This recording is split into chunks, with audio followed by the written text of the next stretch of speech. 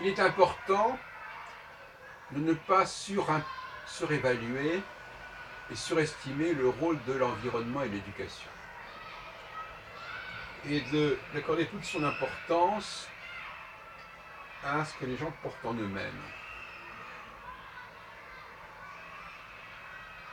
Aujourd'hui, à entendre certaines personnes, c'est un propos comme ça assez répandu, même stéréotypé, tout serait question d'éducation, de formation, de programmation.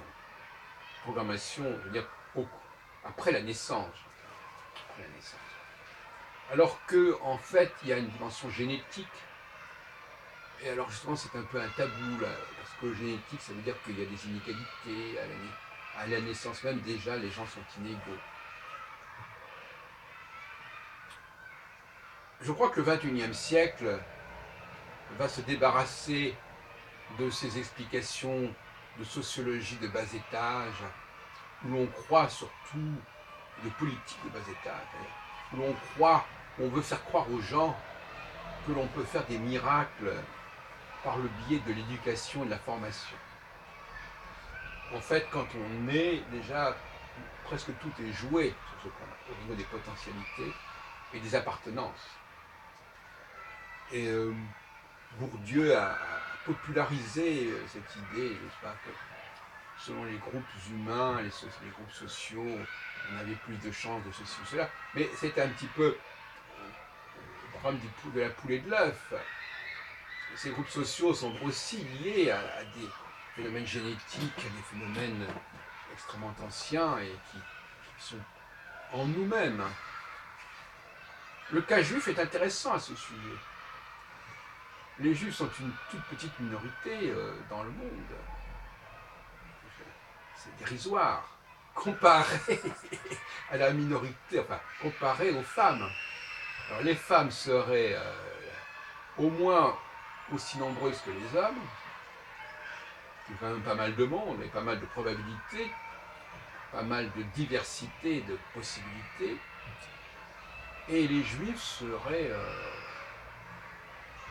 même pas 1%.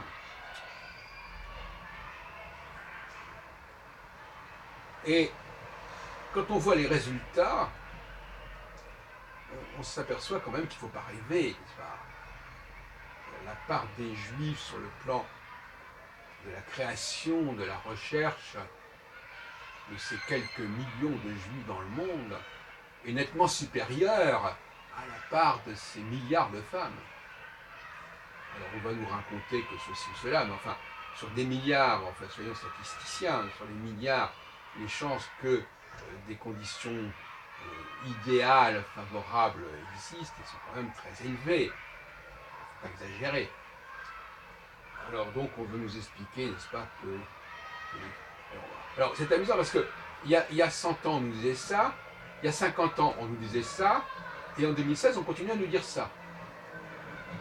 Je sais bien que le passé c'est le passé, et que le passé perdure, je suis bien placé pour le savoir, parce que je crois en effet que, notamment au niveau de ma théorie sur les empires, que l'espace-temps, c'est quelque chose qui s'étend dans le temps et dans l'espace, et donc dans l'histoire et dans la géographie, et qui ne se réduit pas aux enjeux du moment.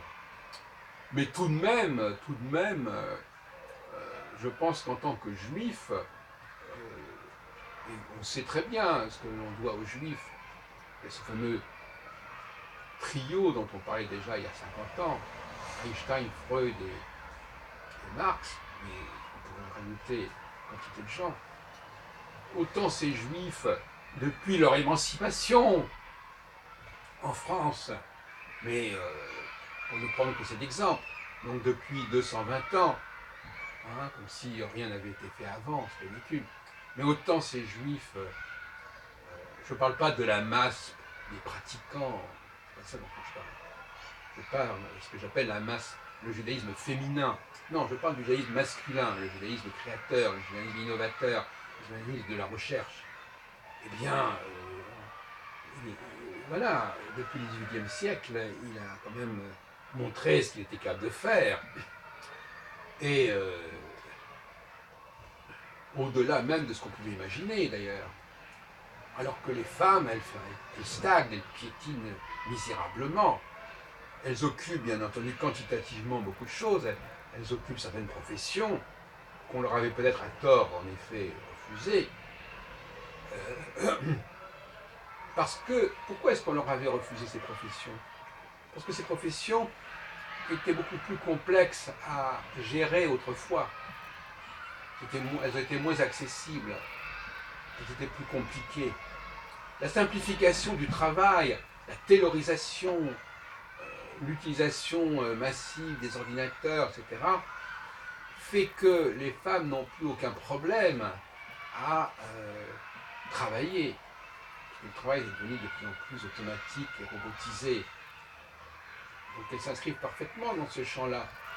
Mais ça n'a rien à voir avec une revalorisation par le haut. Et d'ailleurs, encore hier, j'entendais cela, les femmes sont intégrées dans le monde du travail, mais à un niveau médiocre.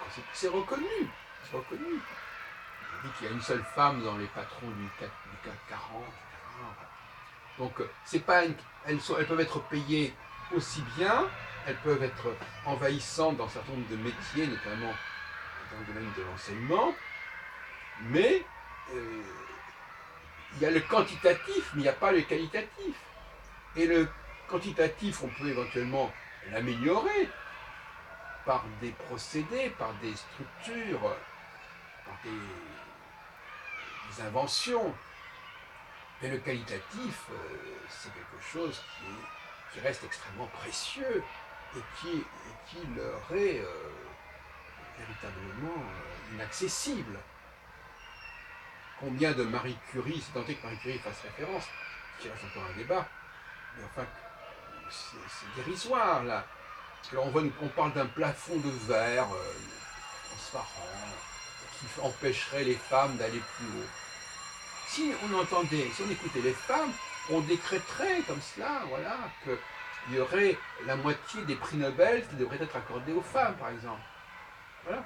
Les femmes s'imaginent qu'il suffit de légiférer au niveau juridique pour que le problème du plafond soit résolu. Alors, récapitulons ce que je viens de dire.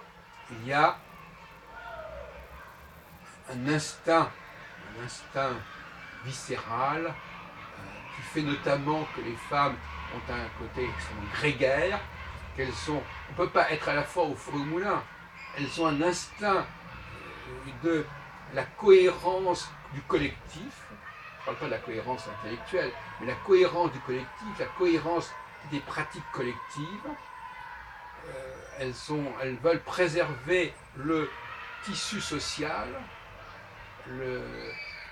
l'identité collective, et on sait très bien que un certain nombre de recherches, d'investigations vont à l'encontre de ce processus et de ce principe et de ces valeurs. Voilà, donc on ne peut pas vouloir une chose et son contraire, on ne peut pas avoir le beurre et l'argent du beurre, c'est aussi simple que cela.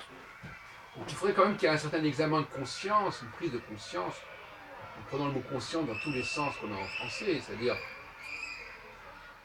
être conscient de quelque chose, mais aussi faire son examen de conscience et se dire que ça suffit de raconter n'importe quoi, ça suffit d'être dans la chimère, ça suffit d'inventer une égalité entre deux humanités qui ont des potentialités totalement différentes.